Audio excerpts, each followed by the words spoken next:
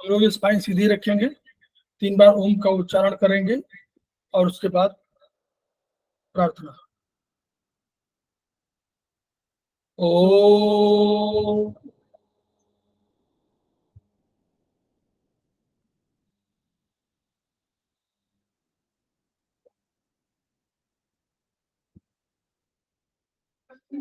ओम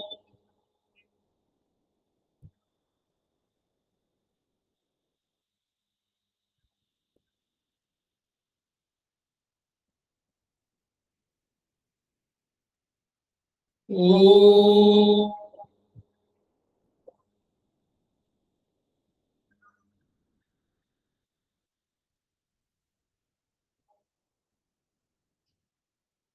वह शक्ति हमें दो दयानिधे, कर्तव्य मार्ग पर डट जाए, पर सेवा पर उपकार में हम निज जीवन सफल बना जाए।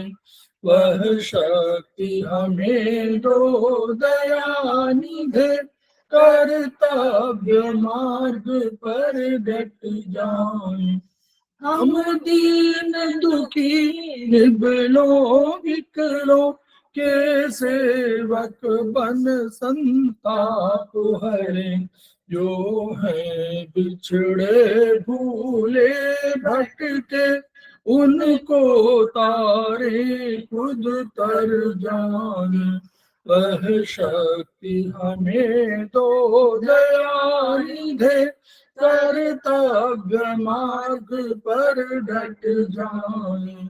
चल देश दंभ पाखंड झूठ, अन्याय से निश दिन दूर रहे, जीवन हो शुद्ध सरल अपना, शुच प्रेम सुधारस बरसाए।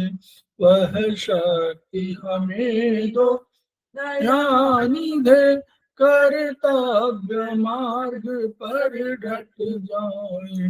निज आन मान मर्यादा का प्रभु ध्यान रहे, अभिमान रहे, जिस देव भूमि में जन्म लिया, बलिदान उसी पर हो जाए।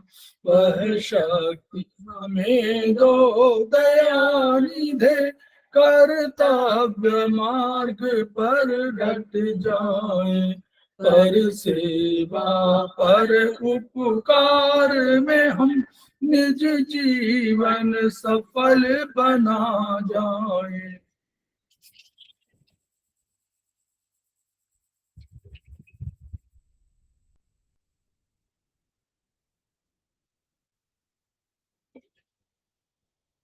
सफाई क्लासेस में आप सभी का स्वागत है। हमारे बीच में श्रीमती वर्षा श्रीवास्तव, उपाध्यक्ष समवाय फाउंडेशन उपस्थित हैं, उनका स्वागत है। हमारे बीच में श्री के तिवारी, जो हमारे सेमेस्टर 4 के स्टूडेंट हैं और समवाय फाउंडेशन के प्रमोटर हैं, उपस्थित हैं, उनका स्वागत है। हमारे बीच में नीतू जैन जी, सेमेस्टर 4 के स्टूडेंट हैं और समवाय फाउंडेशन के प्रमोटर हैं, उनका स्वागत है। और लोग धीरे धीरे जुड़ेंगे। हम लोग समवाय फाउंडेशन सदस्य हैं और हम लोग एक्यूप्रेशर शोध प्रशिक्षण एवं उपचार संस्थान प्रयागराज से संबंधित वहां के 3 मनुष्यों के लिए हम रेडी हैं। वे मनीषी हैं ब्रह्मलीन MP खेमका सर, दूसरे हैं आदरणीय JP अग्रवाल सर, जो वर्तमान में अध्यक्ष हैं, और तीसरे हैं एपेक्स बॉडी के chairman Shri SS Sarraf sir. इन 3 मनुष्यों के अतिरिक्त हमने अन्य गुरुओं से भी शिक्षा ग्रहण किया है, चाहे वो चिकित्सा की शिक्षा हो, चाहे चिकित्सा शिक्षा की। और हम उनका जो मोटो है, each one reach one, each one teach one, each one treat one, उस मोटो को हम आपके माध्यम से जन जन जागरण अभियान के तहत पूरे विश्व में फैलाना चाहते हैं। और हम जानते हैं कि आपके माध्यम से ये विधा पूरे विश्व में फैलेगी और पीड़ित मानवता को कुछ न कुछ लाभ अवश्य होगा। केवल हमारा उद्देश्य अपने को लाभ प्रदान करना नहीं है, बल्कि आस पड़ोस, अपने घर परिवार, इष्ट बंधु बांधव जितने हैं, उन सबको भी उसका लाभ पहुंचाने का है। तो इन उद्देश्यों के साथ हम लोग अपनी बात शुरू कर रहे हैं। हम लोग आयुर्वेदिक एक्यूप्रेशर पर चर्चा कर रहे थे।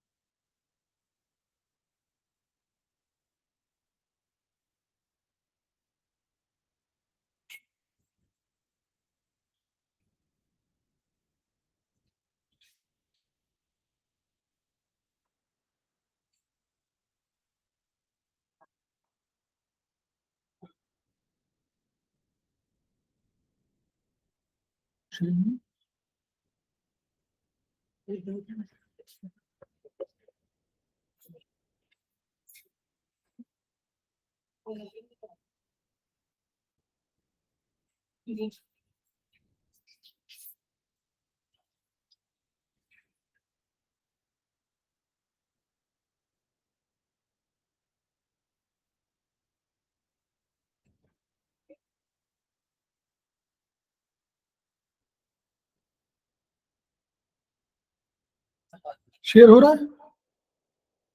Yes sir.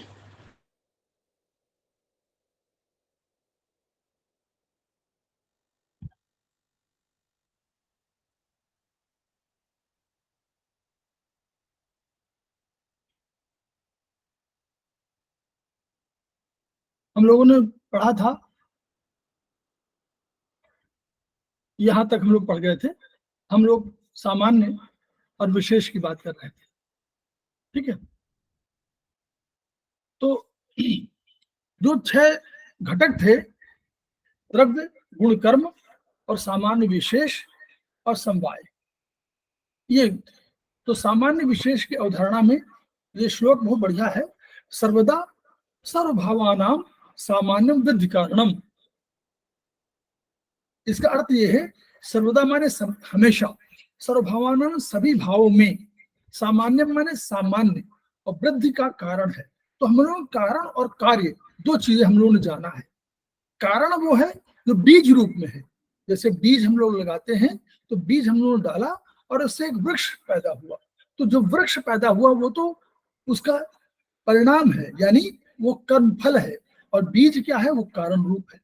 तो एक कारण रूप हुआ और एक कार्य हुआ। तो कार्य क्या है, वृक्ष है, कार्य है, कार्य रूप है, और बीज रूप में कारण है, बीज रूप। तो वैसे ही तो सामान्य क्या है, वृद्धि का कारण है। कह रहे हैं सभी भावों में सामान्य, अगर कोई चीज, हम सामान्य की उदाहरण एक बता रहे हैं, सामान्य है तो वृद्धि का कारण होगा, वृद्धि का हेतु होगा। हेतु माने कारण, हेतु लिंगौषध ज्ञानम स्वस्था तो हेतु, हेतु सूत्र। तो हेतु माने क्या कारण है, तो वही कारण है। तो वृद्धि का कारण सामान्य है। सामान्य को आगे बताएंगे।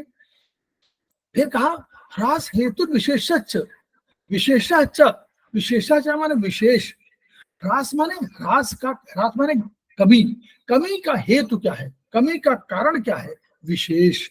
जब विशेष की बात करेंगे तो वो ह्रास करेगा, अगर विशेष होगा तो वो ह्रास करेगा। हेतु माने विशेष जो है ह्रास का कारण है, कारण रूप विशेष है, उसकी वजह से रिजल्ट क्या आएगा, ह्रास आएगा। प्रवृत्ति उभयस्तु, प्रवृत्ति के साथ जब प्रवृत्ति हलंत लग जाता, उसमें लग जाता है, 2 पॉइंट लग जाते हैं, तो वो उभयसु मतलब दोनों में, यानी सामान्य और विशेष की अवधारणा में ये सामान्य, सभी सामान्य और विशेष इस रूप में है कि वृद्धि और ह्रास दोनों में प्रवृत्ति, ये प्रवृत्तियां हैं। ये उसका अर्थ है श्लोक का। अब इसका अर्थ क्या हुआ, ये तो यहां हम लोगों ने बता दिया। फिर एक और कहा सामान्य मेकत्व कर्म, ये थोड़ा सा कहीं स्पेलिंग मिस्टेक है इसमें। सामान्य मेकत्व कर्म, सामान्यम एकत्व कर्म, सामान्य माने सामान्य, एकत्व कर्म एकत्व करता है, एकता लाता है। विशेषतु पृथकत्व कृत, पृथकत्व कृत, पृथक पृथकत्व करता है, और तुल्यारता है सामान्य, विशेषतु विपर्य, विषय विषय विषय नहीं विपा है, विषय शाह की जगह पा लिख लीजिएगा, विपर्य, विपर्य माने विपरीत। तो वही है सामान्य और विशेष, मतलब एक है सामान्य मतलब तुल्यार्थ है, समान के रूप में है, और एक विशेष रूप में है जो अलग करता है, विपरीत भाव की बात करता है। तो ऐसे इन्होंने ये अवधारणा कही।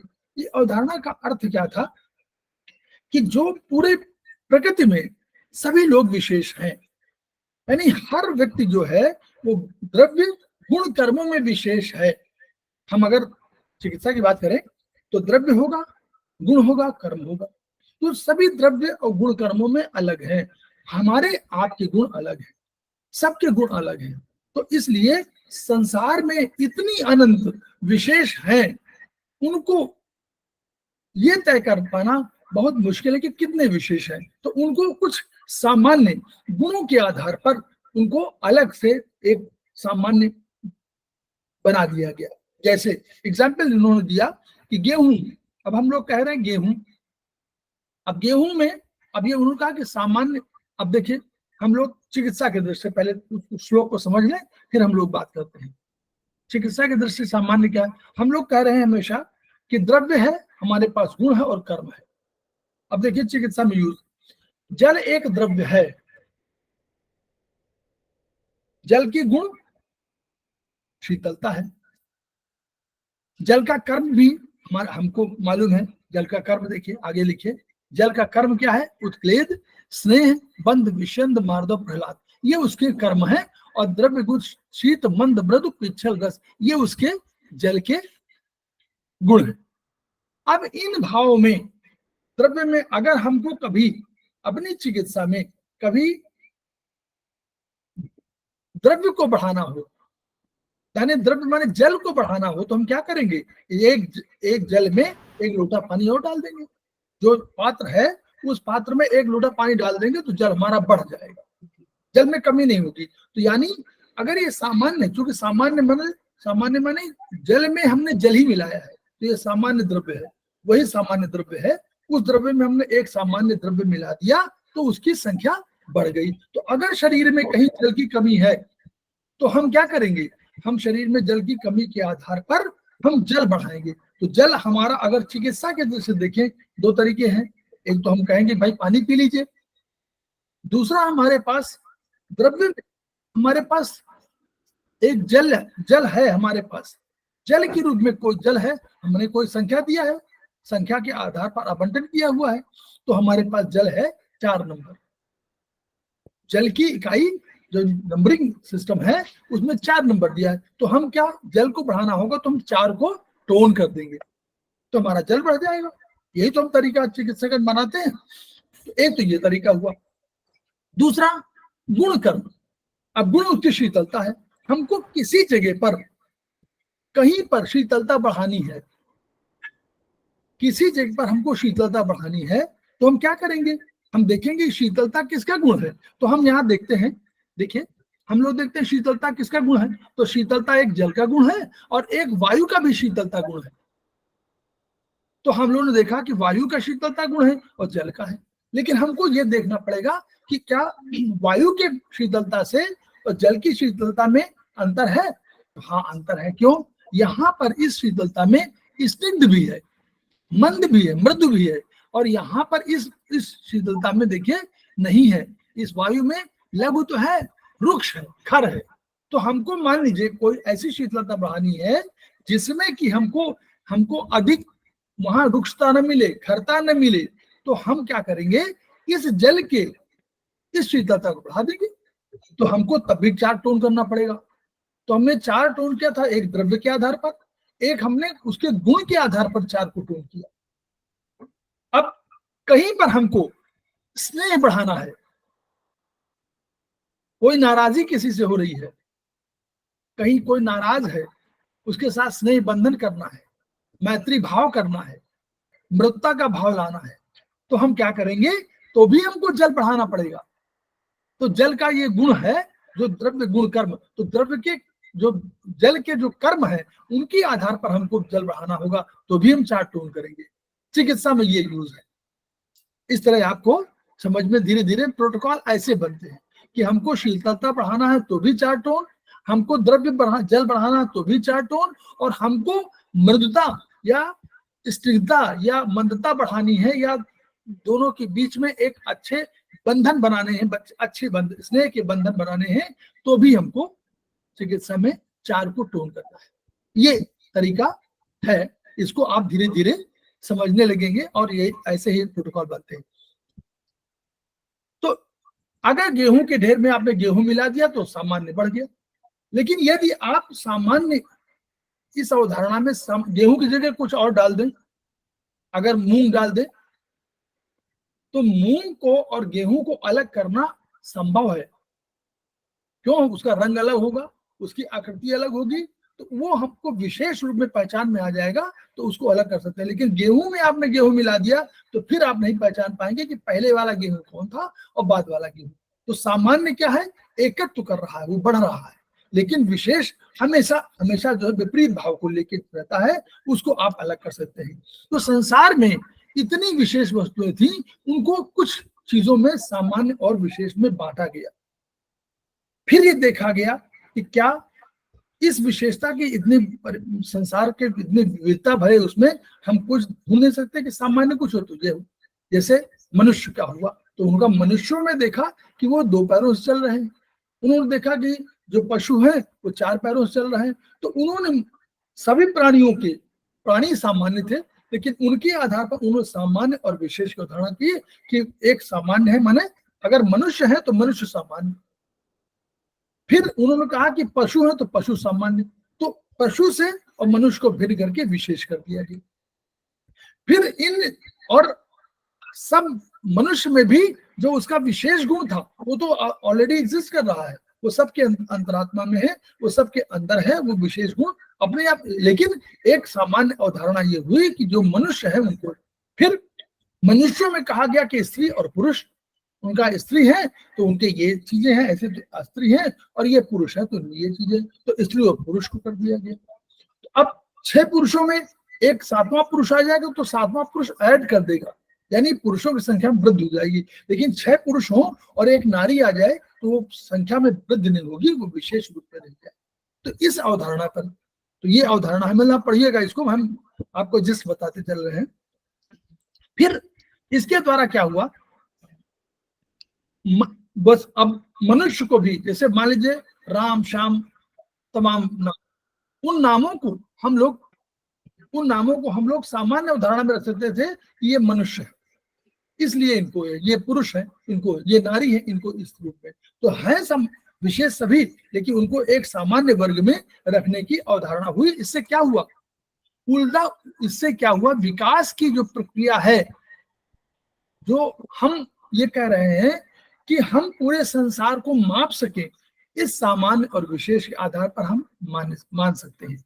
दूसरा, सामान्य विशेष की अवधारणा आप कभी कभी इसकी तुलना करिएगा इन और यांग से, इन और यांग से तुलना करिएगा, कह जाएगा कि इन और यांग के दोनों अलग अलग हैं, लेकिन दोनों एक साथ जुड़े हुए हैं। यहां भी आप इस अवधारणा में एक सामान्य अवधारणा है, एक क्योंकि अनंत की अवधारणा विशेष के अनंत थी, उसको सामान्य के रूप में लाया गया, और सामान्य अवधारणा कभी नष्ट नहीं होगी, नित्य है।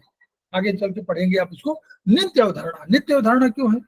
जो समाप्त कभी न हो वो नित्य है, और जो समाप्त हो वो अनित्य है। नित्य माने जो नित्य हमेशा रहे वो नित्य है। तो सामान्य की अवधारणा क्या है? मनुष्य तो हमेशा जीवित रहेगा, सामान्य रूप से मनुष्य अवश्य जीवित रहेगा। विशेष मनुष्य कोई होगा वो नहीं रह सकता है, क्योंकि वो द्रव्य है, वो आज है कल नहीं होगा।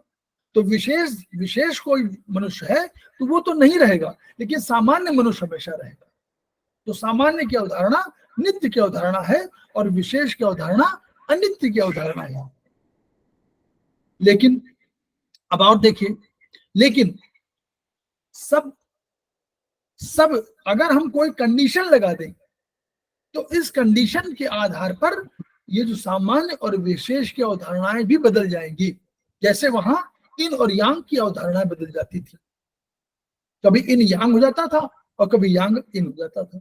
जैसे हमने बताया था, एग्जाम्पल दिया था कि कोई लंबा पुरुष है और एक कोई नाटा पुरुष है, तो दोनों की तुलना हो और हम ये कहें कि लंबाई के आधार पर कौन इन है कौन यांग है, तो जो लंबा होगा वो यांग होगा और जो छोटा होगा वो इन होगा। लेकिन अगर कह दें मोटाई के आधार पर बताइए, तो अगर नाटा व्यक्ति मोटा होगा तो वो यांग हो जाएगा, और जो पतला दुबला है वो इन हो जाएगा। तो ऐसी अवधारणा यहाँ भी है। यदि सामान्य के पूरे संसार में, संसार की तुलना करें और कहीं भारतवर्ष, तो भारतवर्ष विशेष हो जाएगा, और संसार सामान्य हो जाएगा।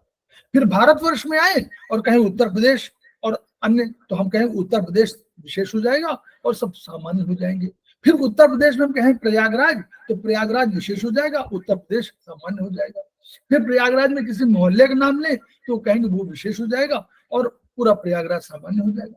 तो इस आधार पर भी हम लोग देखते हो सामान्य की अवधारणा, नित्य की अवधारणा नंबर 1, नंबर 2, दोनों अवधारणाएं बदलती रहती हैं, सामान्य और इनका चिकित्सा में इसी रूप में है कि अगर किसी चीज को अगर देखिए वृद्धि करना हो तो सामान्य उदाहरण लेके चलेंगे, जो सामान्य है उसमें वृद्धि कर देंगे।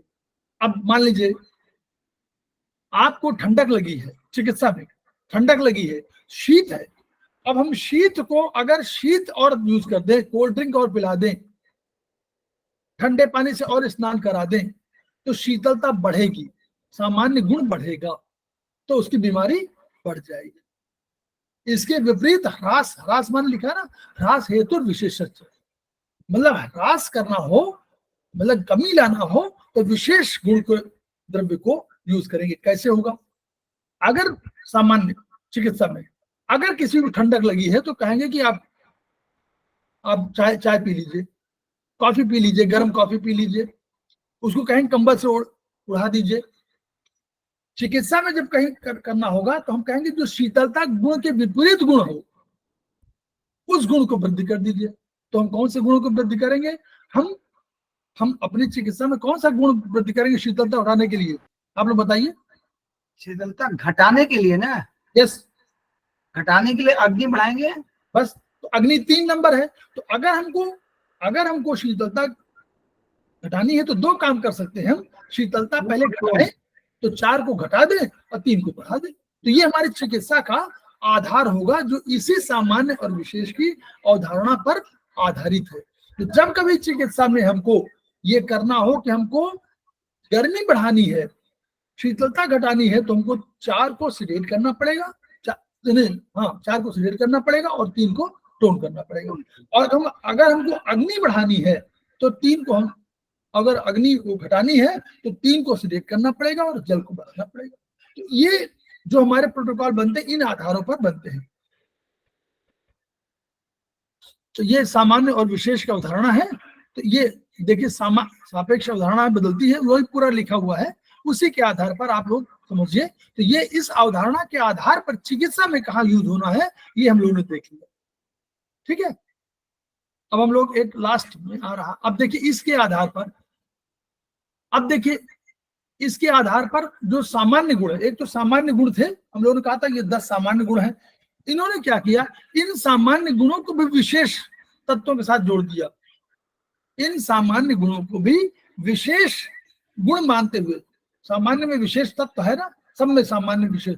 भाई तिवारी जी हैं तो उनमें वो सामान्य पुरुष है, लेकिन उनमें एक गुण होगा, वो अपना अंदर का जो गुण होगा, वो अच्छे लेक्चरर होंगे, अच्छे पढ़ने वाले होंगे, अच्छे पिता होंगे, अच्छे जो है पेरेंट्स होंगे, अच्छे जो है पड़ोसी होंगे।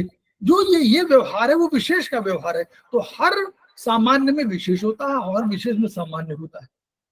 ये अवधारणा इसे दोनों के साथ मिक्स है, उसको अलग नहीं कर सकते। जैसे हम शरीर के साथ 2 बातें, पराभौतिक और भौतिक, दोनों शामिल होते हैं, तो वैसे ही हम लोग कहते हैं कि सामान्य और विशेष दोनों अवधारणाएं किसी भी सामान्य और किसी विशेष में हमेशा रहती हैं, उनको अलग नहीं किया जा सकता। अब इनमें जो सामान्य गुण 10 थे उनको बांट दिया। देखिए तम पहले आत्मा, देखिए आत्मा को अपर, देखिए अपर और पर का जब आप पर्यायवाची कहीं ढूंढने लगेंगे तो मोर और लेस दोनों एक शब्द एक ही तरह मिलेंगे, लेकिन कहीं जो शब्द है, अर्थ है, उसमें पर में यहां पर माना गया है कि जो दूर हो, पर माने पराया, तो जो पराया है वो तम है, और जो आत्मा है वो आपके अंदर है, तो आत्मा अपर है, माने वो बिल्कुल निकट है। तो निकट माने अपर, पर माने पराया, अपर माने निकट, तो निकट माने आत्मा। तो आत्मा को इसलिए 9 के साथ जोड़ दिया गया, आत्मा के साथ जोड़ा गया अपर 9 के साथ। ये संस्कृत फर्स्ट वाले कोई स्टूडेंट अगर जुड़े हो तो आप इसको समझ लीजिए, ये सामान्य गुण 10 हैं, लेकिन इनकी अवधारणाएं अपनी हैं, उस आधार पर ये लिखा गया है, ये आपको काम आएगा। पर क्या है? दूर, तो उन्होंने तम जो है, तम से हम लोग बाहर निकल आए ना, तम से दूर आ गए ना, तम से सृष्टि से उत्पन्न हुए, तो वहां तो ठीक था। जब वो उत्पन्न हो गए तो हम तम से दूर आ गए, तो हम तम से दूर आ गए तो हमारा तम पर हो गया।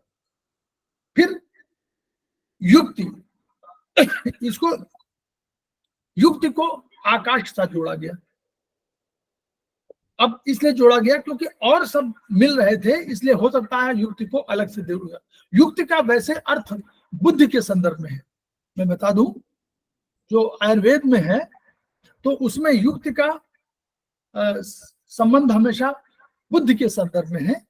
कि आप कहते हैं ना कि युक्ति लगाइए, तो युक्ति लगाइए माने, आप कहते हैं ना कि युक्ति लगाइए माने कोई चीज अपनी बुद्धि से, अपने ज्ञान से ढूंढिए, यही तो आप कहते हैं युक्त लगाइए। तो युक्त लगाने का सामान्य अर्थ में आप मतलब अपने बुद्धि का प्रयोग करना है। तो आकाश को उन्होंने युक्ति के साथ जोड़ा। अब ये क्यों सभी में कहीं कहीं उस अवधारणा पे जोड़ दिया गया जहां पर कोई एक फिट नहीं हो रहा था तो उसको अलग से किया गया। जैसे वायु के साथ, वायु का काम क्या है? पृथकत्व करना। वायु अलग कर देती है, धूल को उड़ा करके दूसरी ले जाती है, तो वायु को पृथकत्व के जोड़ा गया। तो वायु पृथक करती है। अग्नि क्या करती है? अग्नि विभाग करती है। क्यों विभाग करती है? विभाग माने क्या हुआ, देखिए, विभाग माने जैसे आप दवाइयां लेते हैं और दवाइयों को आप छोटे छोटे 100 टुकड़ों में बांट देते हैं, 100 पुड़िया में बांट देते हैं, तो दवाई तो एक ही है लेकिन उसके आपने सब विभाग कर दिए हैं। तो दवाई वही है लेकिन उसके विभाग किए गए हैं। वैसे अग्नि काम करती है। अग्नि क्या करती है? कैटेबलिज्म का काम करती है। जो हमारा मॉडर्न साइंस का शब्द है, कैटेबलिज्म काम करती है। वो ब्रेक कर देती है, उसी तत्व को 2 भागों में बांट देती है, 3 भागों में बांट देती है, 4 भागों में बांट देती है। तो वो विभाग करती है। जल क्या करता है? संयोग। जल जोड़ता है, बंधन करता है, सहयोग करता है। तो सहयोग माने जो एक दूसरे जुड़ना, तो वो जल करता है।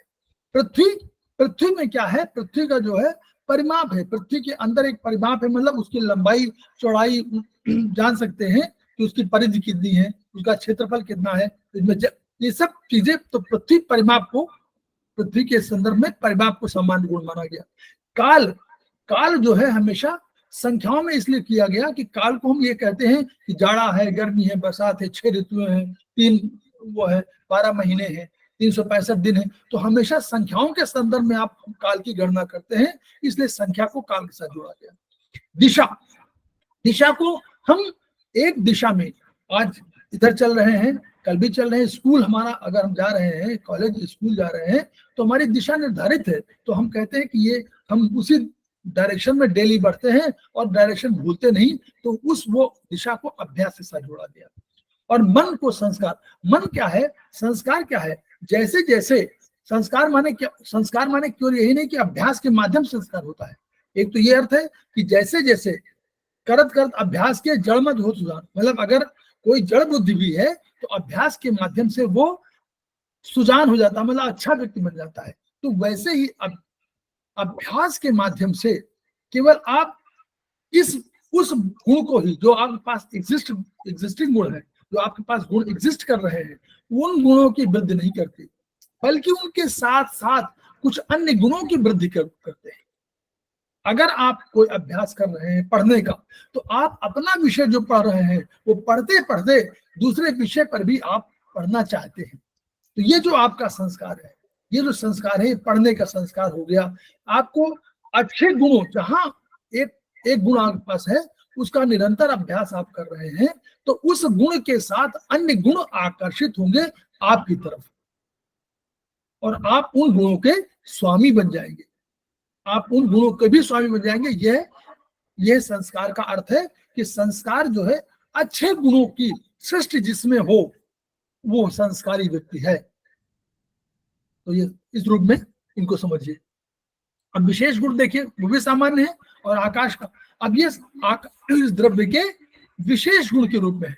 ये सामान्य गुण ना होकर के है, तो गुण है लेकिन ये विशेष गुण है, इनको सामान्य मत मानिएगा, विशेष आप कर लीजिएगा। आकाश के साथ स्निग्ध और अप्रतिघात। आकाश जो है कोई प्रतिघात नहीं करता है। प्रतिघात माने कोई रिएक्शन नहीं करता है। आप हवा में जब आप आकाश माने आपके चारों तरफ जो फैला हुआ वो आकाश है। तो जैसे ही आप उसमें आप उसको रिएक्ट करें, मुक्का मारे, कुछ करें, तो वो आपको कोई प्रतिघात रेजिस्टेंस नहीं देता है इसको। इसलिए आकाश के साथ जो आकाश का विशिष्ट गुण है वो ये है। वायु रुक्ष है और चल है। वायु क्या है? वायु निरंतर गतिशील है, रुकती नहीं है, तो उसको जल के साथ जोड़ा गया। रुक्ष है, रूखी है, रूखी त्वचा। आप देखिए आपकी त्वचा रूखी हो जाती है। वर्षा, एक सेकंड।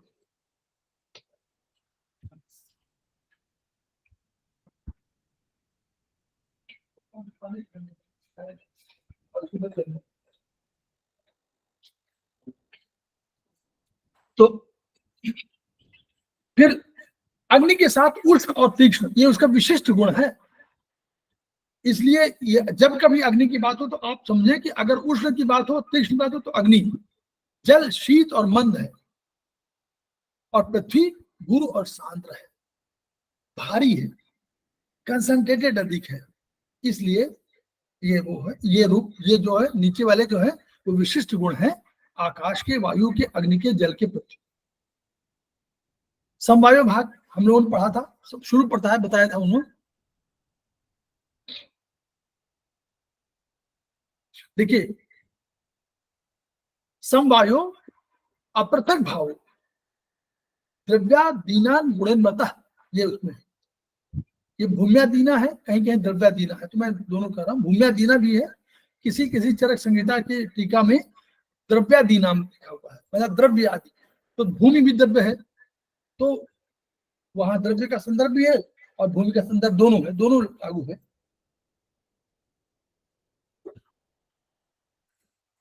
समवायो, समवाय कौन सा भाव है? समवायो अपृथक भाव। अपृथक, ये जो लगा हुआ है वो आ का है, अपृथक भाव। अगर कोई संबंध ऐसा है जो पृथक नहीं किया जा सकता, तो वो समवाय भाव है, उसको पृथक नहीं कर सकते। ये भूम्यादीना, ये सब में है, कह रहे हैं कि भूमि आदि का अपने गुणों के साथ अपृथक भाव से, मतलब ये द्रव्य, भूमि माने द्रव्य है, वो अपने गुणों के साथ संयुक्त है, ऐसे संयुक्त है कि वो उसको अलग नहीं कर सकते, ये इसका अर्थ है। सनित्यो, नित्य माने हमने भी बताया था, नित्य माने जो निरंतर रहे, कभी नष्ट न हो। सनित्यो, वो नित्य है, वो कभी खत्म नहीं होगा।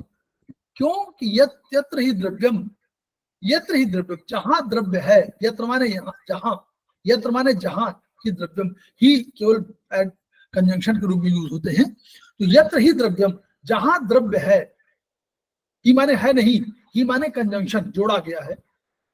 यत्र ही द्रव्यम न तत्र नियतो गुण, जहां ये द्रव्य है वहां ऐसा नहीं है कि गुण अपने मन माना है कि नहीं आएंगे हम। द्रव्य के साथ ऐसा भाव है, ऐसा समवाय भाव है कि द्रव्य को, कि गुण द्रव्य से अलग नहीं हो सकता। आपके अंदर जो गुण है वो आपसे अलग नहीं हो सकते। वो क्यों? क्योंकि वो आपके अंदर ऐसे भाव से जुड़े हुए हैं कि उनको अलग करना नामुमकिन है, असंभव नहीं, ना बिल्कुल असंभव ही है, नामुमकिन, कठिन नहीं है, नामुमकिन है, असंभव है। तो यत्र ही द्रव्यम, क्योंकि वो नित्य है, वो संबंध नित्य है। कैसे? कि जहां कहीं द्रव्य है वहां उस गुण की निश्चितता है, यानी यहां उल्टा लिखा है, अनिश्चितता, अनिश्चितता नहीं है, अनिश्चितता नहीं होती, यानी अनिश्चितता नहीं होती। अन्यथा माने अनिश्चितता नहीं होती, यानी निश्चित है कि जहां द्रव्य है वहां यह गुण जरूर रहेगा। अगर जल के साथ शीतलता गुण है तो शीतलता जल के साथ जरूर रहेगी, सामान्य रूप में कह रहे हैं। ऐसा नहीं कि गर्म कर दें तो आप कहें शीतलता खत्म हो गई, वो तो आपने एक आर्टिफिशियली किया। लेकिन जहां द्रव्य है, जहां शीतल है, अग्नि है, तो उसके साथ उष्णता रहेगी ही रहेगी। आकाश है तो उसके साथ साथ उसका भाव कि वो रिएक्ट नहीं करता है, नॉन रेजिस्टेंट है, वो रहेगा ही रहेगा। तो वही उनका अर्थ है कि जहां कहीं द्रव्य है वहां गुण निश्चित है, इसको इस तरफ समझिए, पॉजिटिव में गुण निश्चित है।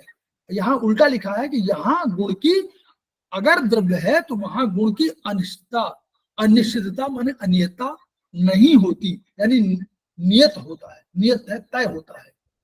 तो वैसे ही उन्होंने बताया, एग्जाम्पल दिया तमाम।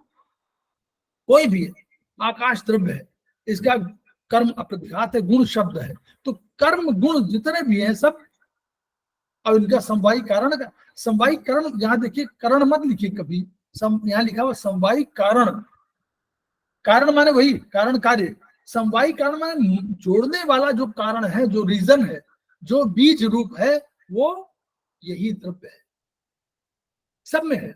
वायु है, उसका सुखाना है, काम है, गुण स्पर्श है, तो ये सब उसके साथ है। और ये वायु ही समवायी कारण है, यही रीजन है जिसकी वजह से ये सारे लोग उसके साथ जुड़े हुए हैं, ये उसके गुण और कर्म उससे साथ जुड़े हुए हैं।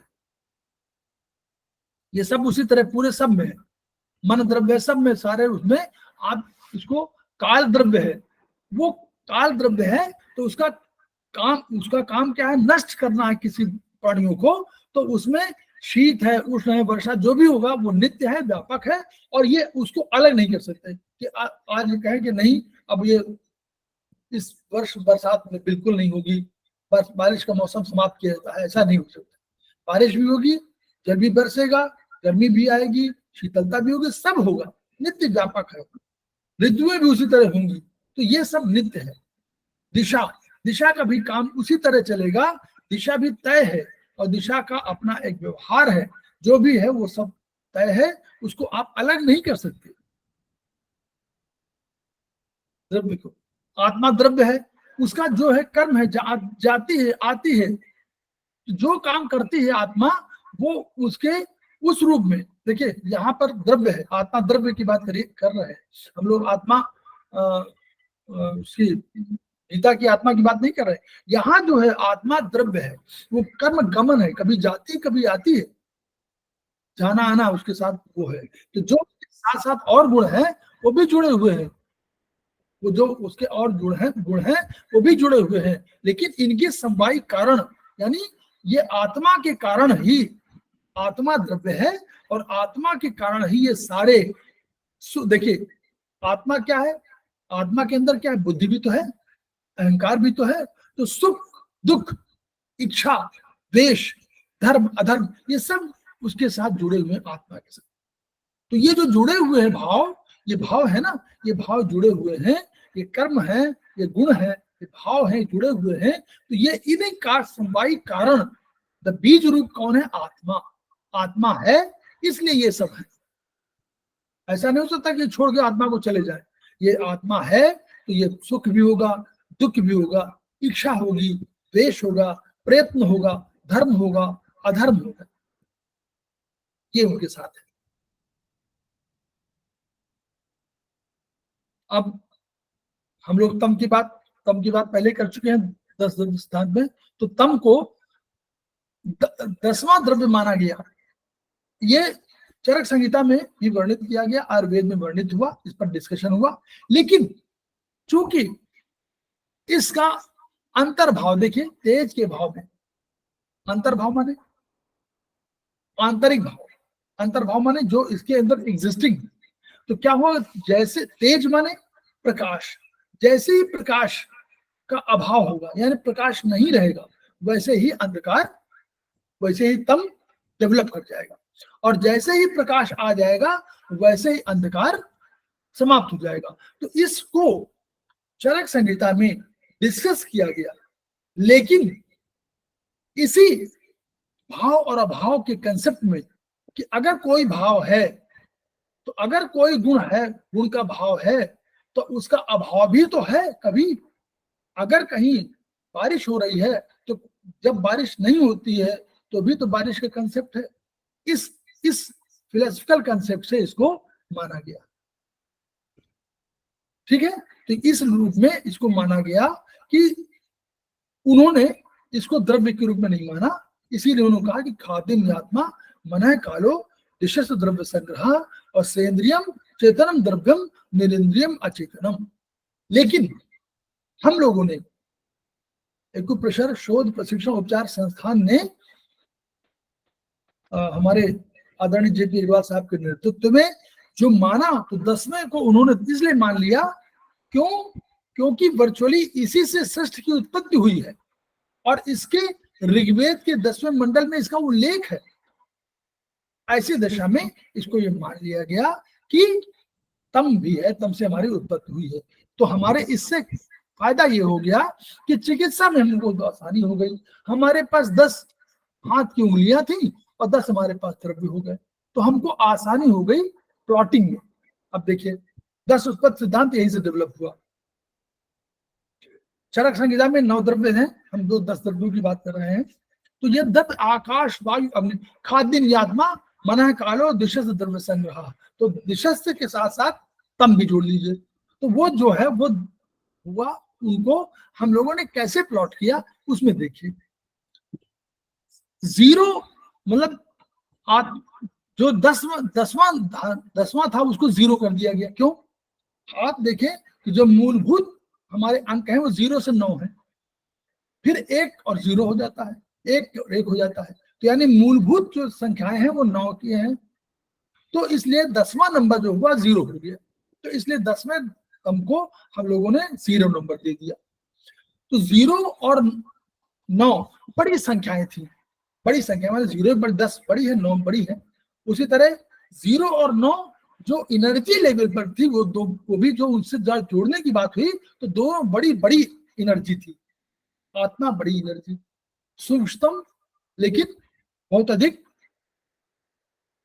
अकर्ता है, लेकिन उसके पावरफुल बहुत है, सबसे अधिक पावरफुल वही चेतना है, उसी की वजह से हम काम कर रहे हैं।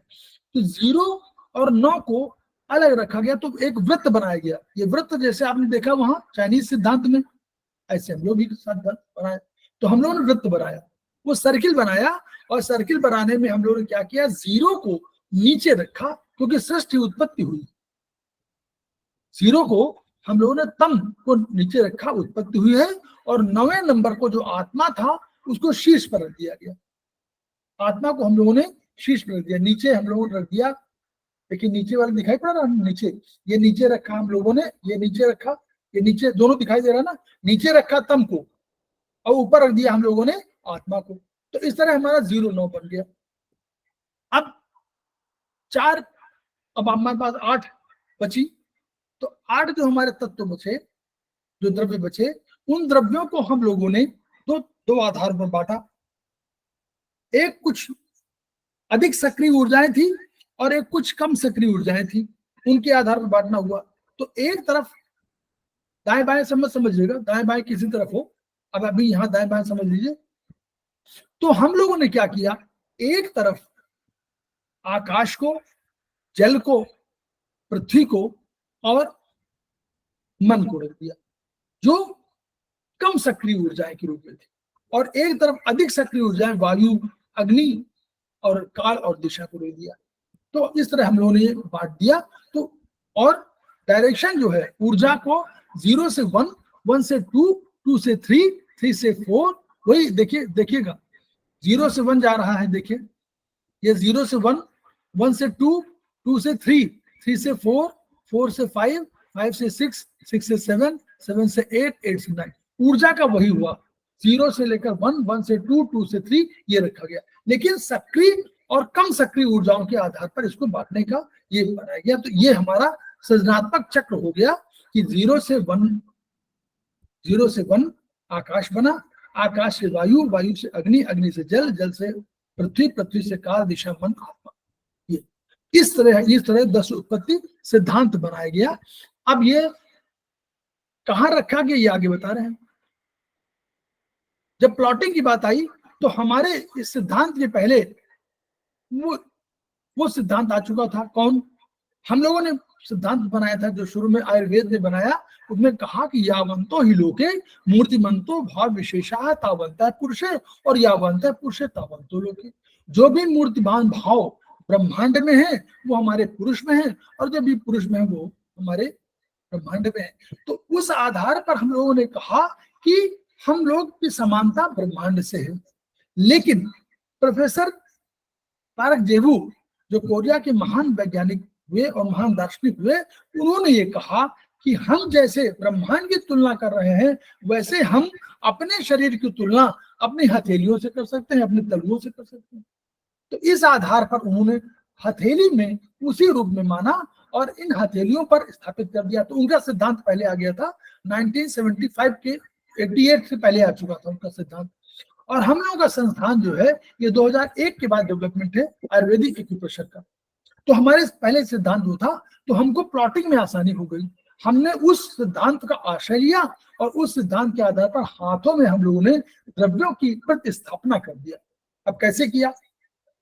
हम लोगों ने फिर वही सामान्य विशेष, तो हम लोग जिससे अधिक काम लेते हैं वो हमारा सामान्य, जिससे हम अधिक काम लेते हैं तो हमारे यहाँ क्या हुआ, हमने क्या सबसे अधिक हम काम लेते हैं नॉर्मली की बात कर रहा हूँ। नॉर्मली हम लोग दाहिने हाथ से काम लेते हैं, सामान्य दाहिने हाथ से ग्लास पकड़ते हैं, दाहिने हाथ से कुछ करते हैं। खब्बू लोगों को छोड़ दीजिए, खब्बू माने जो लेफ्ट हैंडर हैं, ऐसे कम है लेकिन उनकी संख्या उनकी भी है, लेकिन नॉर्मली जो है अधिक। तो हम लोग दाहिने हाथ को माना सामान्य और लेफ्ट को माना विशेष, कभी कभी यूज करते हैं विशेष। उसी अवधारणा पर जैसे हम मानते थे कि ऊपर का हमारा विशेष है और नीचे का सामान्य, क्यों? अगर हमको पहचान करनी हो कि हम तिवारी जी कौन हैं, तो तिवारी जी को हम चेहरे से पहचानते हैं। तिवारी जी के चेहरा अगर छिपा दिया जाए तो हम नहीं पहचान नहीं पाएंगे कि तिवारी जी हैं कि कोई और है। तो हमारी पहचान जिससे हो रही है वो हमारा विशेष है और सिर सामान्य है। तो सामान्य, तो इसलिए उस अवधारणा पर ऊपर का भाग जो हुआ वो विशेष हुआ और नीचे का भाग सामान्य हुआ। उसी अवधारणा पर हमारा दाहिना हाथ जो जिससे हम निरंतर काम लेते हैं वो सामान्य, जो विशेष काम लेते हैं वो हमारा लेफ्ट हैंड विशेष। तो हम लोगों ने सामान्य से शुरुआत किया। सामान्य अंग किनको माना गया? जो हमारी कम सक्रिय ऊर्जाएं थी, जो हमारी कम सक्रिय ऊर्जाएं थी उनको सामान्य माना। तो हमारी कम सक्रिय ऊर्जाएं आप लोग नोट कर लीजिएगा, फर्स्ट सेमेस्टर सेकंड सेमेस्टर वाले ने 0, 1, 4, 5, 8 ये हमारी सामान्य संख्याएं थी। क्यों? हम लोगों ने कहा था ना 0 हम लोगों ने इधर रखा, हमसे शुरुआत किया। 0, 1, 4, 5, 8 ये हमारी सामान्य संख्याएं थी। अब ये अवधारणा और दूसरी तरह से, और 2, 3, 6, 7, 9 ये हमारी विशेष अंक हुए। इन ऊपर वाले चित्र के हिसाब से देखिएगा, यहाँ ये देखा है, ये देखिए ये वाला उसी रूप में है। अब देखिए हमने क्या किया, ऊर्जाओं को बढ़ते क्रम में रखा गया। तो पहला हम लोगों ने क्या किया, सबसे पहले हम लोगों ने रखा नंबर 1 आकाश। सबसे पहला क्या हुआ हमारा, हम 0 नंबर तो हम लोग तय कर चुके, थंब में रख दिया, बड़ी ऊर्जा है तो 2 थंब हमारे पास मिल गए। तो 2 थंब राइट वाले को हम लोगों ने सामान्य अंक देते हुए 0 लिख दिया थंब को, और लेफ्ट वाले को हम लोगों ने कहा कि ये विशेष है और सबसे बड़ा ऊर्जा है, इसलिए थंब है, इसलिए इसको 9 नंबर दे दिया। तो 0, 9 तय कर दिया। अब तय करना था शेष अंक, तो हम लोगों ने सामान्य से शुरुआत किया। तो 1 नंबर, तो ये सबसे छोटी उंगली थी 1 नंबर, सबसे छोटी ऊर्जा सबसे कम ऊर्जा 1 नंबर। अब इससे बड़ी इसमें इससे बड़ी तो सब थी, इससे बड़ी इसमें सारी ऊर्जा, मतलब ये बढ़ते हुए क्रम में मानिए सभी ऊर्जा बड़ी है। तो ये मिडिल फिंगर बड़ी है, रिंग फिंगर बड़ी है और इंडेक्स फिंगर बड़ी है। लेकिन हमने देखा कि दूसरे हाथ में तो हमारे पास वही अंक है, उसी तरह की उंगली है, तो 2 नंबर हमने वहां स्थापित कर दिया। उससे थोड़ी बड़ी चाहिए थी तो बराबर की ऊर्जा पर हमारे पास यहाँ मिल गई, तो हमने इस उंगली में 2 नंबर प्रतिस्थापित कर दिया। फिर ऊर्जा का एक वो कि ऊर्जा करीब जहां होगी वहां पर जल्दी पहुंच जाएगी, जहां दूर होगा वहां दूर से पहुंचेगी। तो इसी उंगली में 2 नंबर ये रखा था, तो उससे बड़ी उंगली की तलाश हुई। तो बड़ी उंगली से क्या है, इंडेक्स फिंगर, उससे बड़ी उंगली इंडेक्स फिंगर है। तो इंडेक्स फिंगर में हमने 3 नंबर रख दिया। अब जब 3 नंबर आ गया तो हमने देखा इससे सब बड़ी है, इसके बराबर कोई नहीं है, लेकिन दाहिनी उंगली में, दाहिनी हथेली में हमको मिल गई राइट इंडेक्स फिंगर, तो हमने उसको 4 नंबर कर दिया। फिर हम लोग क्या किए, अब इससे बड़ी इसी जगह इसी हाथ में इससे बड़ी कौन उंगली है, रिंग फिंगर, तो उसको 5 नंबर दे दिया। अब 5 नंबर से मिडिल फिंगर बड़ी है, लेकिन इसके बराबर एक उंगली हमारे पास यहाँ मिल गई, इसको 6 नंबर दे दिया। Ring finger, left ring finger को 6 नंबर दे दिया। फिर उससे बड़ी उंगली हमारे पास लेफ्ट मिडिल फिंगर थी, तो 7वां नंबर दे दिया, और 7वें नंबर के बाद हम लोगों ने इसको 8वां नंबर दे दिया। तो इस तरह हम लोग इसी आधार पर भी देखिए, इसी आधार पर 1 4 5 8 1 1 4 5 8 ये नंबर हो गया, और यहाँ 2 3 6 7 यहाँ ये नंबर आ गया, और 0 9 तो होता है, 0 ये और 9 ये। तो इस तरह इस अवधारणा पर ये हम लोग दे दिया। अब वही जो अंक वहां थे, खादिन यात्मा, आकाश, वायु, अग्नि, जल, पृथ्वी, यही नंबर वही रहेंगे हमेशा सदैव। नंबरिंग सिस्टम नहीं बदलेगा। 1 माने आकाश, 0 माने तम, 9 माने आत्मा, 3 माने अग्नि, 4 माने जल, 2 माने वायु, 5 माने आपका ये पृथ्वी, और 6 माने काल, 7 माने दिशा, 8 माने आपका मन। ये वही नंबर रहेंगे। इन नंबरों में कुछ नहीं किया गया। हम लोगों ने क्या बता दिया आपको कि उंगली में कैसे 1 2 नंबर बता दिया, आप उसको आकाश, वायु, अग्निजल में कन्वर्ट कर लीजिए। ठीक। पैरों में हम लोगों ने वही सिद्धांत अपनाया जो हाथों में था, क्योंकि पैरों की उंगलियों में वो एक रूपता, वो समानता नहीं पाई जाती है जो हाथों की उंगलियों में सामान्यतः पाई जाती है। तो इसलिए हम लोगों ने जहां जहां अंगूठे के बगल में जो उंगली थी, यहाँ अंगूठे के बगल में, राइट अंगूठे के बगल राइट में 0 है, और उसके बगल में उंगली नंबर हमारे पास 4 थी, तो हमने 4 नंबर ही रख दिया उसको। उसके बाद 4 के बाद हम लोग उंगली नंबर 8 थी, तो हमने 8 नंबर रख दिया। उसके बगल में उंगली नंबर 5 थी, तो 5 रख दिया। उसके बगल में उंगली नंबर 1 थी, तो हमने 1 रख दिया। वहां हमने परिवर्तन नहीं किया, हमने हाथों को आधार बनाया और पैरों पर वही चीजें प्लॉट कर दिया। क्लियर? सब लोग क्लियर बताइए इसको, यही समझना है। जो यस सर, मुझे एकदम क्लियर है। जो yes sir. First semester, second semester के जो स्टूडेंट कोई हो तो बता दें।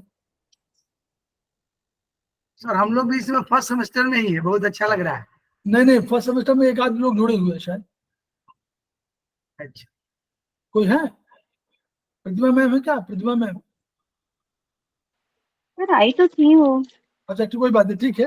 तो मतलब मेरा का अवधारणा ये है कि जो हाथों की अवधारणाएं थी, उन्हीं अवधारणाओं को हमने पैरों में ऐसे ही कर दिया। और बस अंतर ये है कि वहां थंब की स्थिति अलग है, तो थंब के बगल में जो है वो उसी तरह हमने किया। थंब के लेफ्ट में 9 नंबर है, 9 नंबर में 3 नंबर है, फिर यहाँ 7 नंबर है, यहाँ 6 नंबर है, यहाँ 2 नंबर है। वैसे ही हम लोगों ने ऐसे पैर को ऐसे रख दिया। क्लियर? अब स्रोतों की बात आई। मेरिडियंस, हमारे चाइनीज मेरिडियंस तो हमारे यहाँ डिफाइंड थी, चाइनीज, हमारे यहाँ भी मेरिडियंस डिफाइंड। हमारे यहाँ स्रोतों के संख्या, हमारे स्रोत कहा गया उसको, स्रोतों की संख्या हमारे पास बहुत है। जो महान मेरिडियन संख्या कम नहीं है, वो 14 मेरिडियंस में हम लोग देखते हैं, लेकिन मेरिडियन अनंत है, वहां भी अनंत है, वो भी हॉरिजॉन्टल है, वर्टिकल है, सब तरह है। हमारे यहाँ भी, हमारे यहाँ मेरिडियंस जो है, जो रस, रक्त, मांस, मेद, अस्थि, मज्जा, शुक्र, इन सबको ट्रांसफर करने में, जैसे जैसे बनते हैं वैसे वैसे इनको ट्रांसफर करने के लिए ये हमारे पास स्रोत होते हैं। तो उन स्रोतों के आधार पर हमारे पास स्रोत उनसे, मतलब चाइनीज के कंसेप्ट से भी अधिक हैं, इसलिए हमारे साथ स्रोतों की संख्या बहुत अधिक है। ठीक। तो यहाँ पर हम लोग बहुत विचार नहीं करेंगे। हम लोग स्रोतों को माना कि जो चेतना के बिंदु है, वही वही वही उन्हीं के माध्यम से हमारा परिवार, जैसे वहां उन्होंने मेरिडियंस कहा कि चेतना के बिंदुओं के आधार पर यहाँ से मूवमेंट हो रहा है, हम भी कह रहे थे कि स्रोतों में चेतना है और वो वहां से यहाँ मूवमेंट कर रहे हैं, वहां तक कोई दिक्कत नहीं। ठीक, यहाँ पर कोई समस्या नहीं। हम लोगों ने क्या किया कि ये कंसेप्ट, ये इसके पहले देखिए, फिर कोरिया के प्रोफेसर पार्क जेबू, यहाँ लिखा हुआ है, यहाँ देखिए, ये नीचे से 5वीं 6वीं लाइन, कोरिया के प्रोफेसर पार्क जेबू ने तुल्यार्थक सिद्धांत आधार पर ये किया। ठीक, यही जो कंसेप्ट है, ये लंबवत क्षैतिज तिर्यक शोध, this is a concept derived from the concept of professor park जेबू। इसीलिए आपको जब कभी कभी आपको कुछ चीज समझ में ना आए, टीसीएम की, तो आप समझ जाइए कि उसमें प्रोफेसर पार्क जेहू का समावेश हो चुका है। मैं आपको वैसे बता रहा हूं, जो चीज समझ में ना आए आपको चाइनीज सिस्टम में, आप समझ लीजिए कि प्रोफेसर पार्क जेहू की अवधारणा, क्योंकि प्रोफेसर पार्क जेहू ने बहुत रिसर्च किया। और जब आप लोग 10वें सेमेस्टर कर लें, मैं ये नहीं कहूंगा अभी हिम्मत करिए, लेकिन 10वें सेमेस्टर करने के बाद मैं चाहूंगा कि आप लोग सब लोग प्रोफेसर पार्क जेहू पढ़िए और हमारे डॉक्टर वॉल को उनकी किताबों को भी पढ़िए।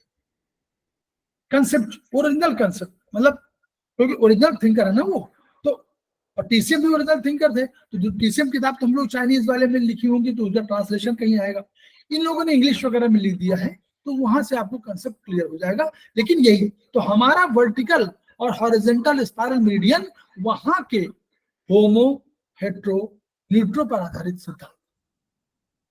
होमो सिद्धांत उन्होंने कहा कि होमो सिद्धांत शंकर, वहां अब उन्होंने कहा चुराया, मैं इसको नहीं कह रहा हूँ, गलत है, वो शब्द गलत है। उन्होंने कहां से लिया? उन्होंने लिया हमारे भारतीय दर्शन से लिया। हमारे भारतीय दर्शन में उदाहरण है ईश्वर एक है और तीन वो है, ब्रह्मा विष्णु महेश। ईश्वर जो है वीतरागी भाव से सबको देख रहा है, संसार का परिचालन करने के लिए स्वतंत्र है, वही करा रहा है, लेकिन उसके लिए तीन उनके पास शक्तियां हैं। वो शक्तियां हैं ब्रह्मा विष्णु महेश की। ब्रह्मा क्या कर रही है? सृष्टि कर रही है। वो चाहती है कि हम सृष्टि करें, हम यहां से आगे बढ़ा दें संसार को। तो वही क्या करते हैं, लंबो स्रोत क्या करते हैं, वो बढ़ते रहते हैं। लंबो स्रोत ब्रह्मा है, वहां लंबो स्रोत क्या है, हेट्रो, वहां हेट्रो है, बढ़ता जा रहा है, आगे डायरेक्शन बढ़ता जा रहा है, बढ़ती, वो शक्ति बढ़ती चली गई कि हम सृष्टि करेंगे। ब्रह्मा जी ने कहा कि हम सृष्टि करेंगे, बढ़ते चले गए। शंकर जी आए, उन्होंने कहा ना, हम संहार करेंगे। संहार क्यों करेंगे? हम सबको समान कर देंगे, होमो कर देंगे, हम सबको समान कर देंगे, होमो कर देंगे। होमो माने हम में, सब में चेतना है, तो हम 100 मीटर रेस में भाग लेते हैं, तिवारी जी में वो है तो लॉन्ग जंप में करते हैं, हाई जंप में करते हैं, सबकी विविधता है, संसार है। तो इस विविधता भरे संसार में वर्टिकल मेरिडियन हमारी हेट्रो की संकेतक है, और वो विकास की द्योतक है, वो विकास कर रही है, इसलिए लंबवत है। और वो हेट्रो माने यांग, हेट्रो माने यांग, नोट कर लीजिए, हेट्रो माने यांग, हेट्रो माने वर्टिकल, हेट्रो माने विकास, हेट्रो माने विकास, हेट्रो माने ब्रह्मा, हेट्रो माने लंबवत, और हेट्रो माने यांग शक्ति। तो ये यांग शक्ति है। दूसरी है होमो शक्ति, जो कह रहे सब बराबर बराबर कर देंगे। जो आप देखें डेड बॉडी सब बराबर है, उनमें कोई चेतना नहीं है, वो सब वैसे ही लेटी हुई है, उनमें कोई वो नहीं है, समान है सब, वहां कोई अलग कोई विविधता नहीं है। तो उसको कहा शंकर जी। तो शंकर माने हॉरिजॉन्टल मेरिडियन, शंकर माने हॉरिजॉन्टल मेरिडियन, शंकर माने होमो, शंकर माने हॉरिजॉन्टल, शंकर माने होमो। ठीक है, तो कैसे देखिएगा, इस यहां से चले और फिर यहीं पर आ गए, मूवमेंट हो रहा था, लंबाई में लंबवत बढ़ते चले जा रहे थे, उन्होंने रोक दिया, गोला कर दिया, लौटा लाए, बराबर कर दिया, मूवमेंट नहीं हुआ ना। इस जगह से चले और जा रहे थे लंबाई में, उसको तुरंत मोड़ दिया, और मोड़ने के बाद फिर वहीं पे ले आए, समान कर दिया। तो वो हॉरिजॉन्टल यहां पर आई, यहां, इसलिए हॉरिजॉन्टल माने इन, हॉरिजॉन्टल माने सामान्य, हॉरिजॉन्टल माने होमो, और हॉरिजॉन्टल माने महेश। तिर्यक स्रोत क्या हुए?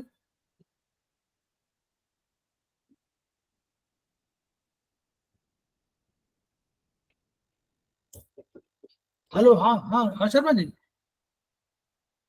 नमस्कार। है तो